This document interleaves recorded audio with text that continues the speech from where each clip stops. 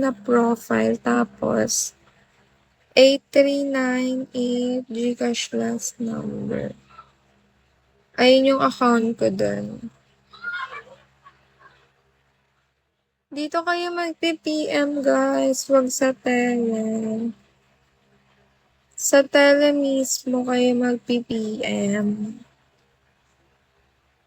Ito yung name, James. Ito yung name ko sa tele guys. Search niya tong username.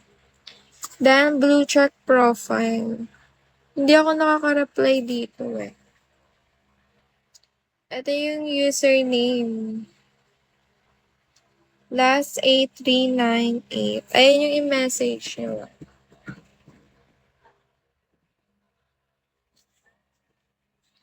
Ayun yung i-PM nyo. Hi, Brand!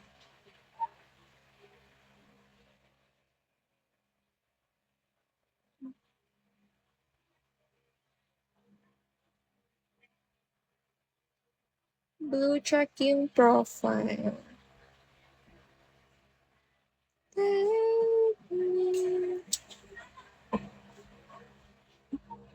Okay na. Wala na mag-PM. Wow naman naman madami.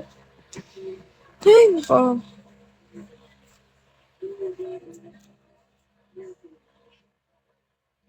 Dito kayo mag-PM guys.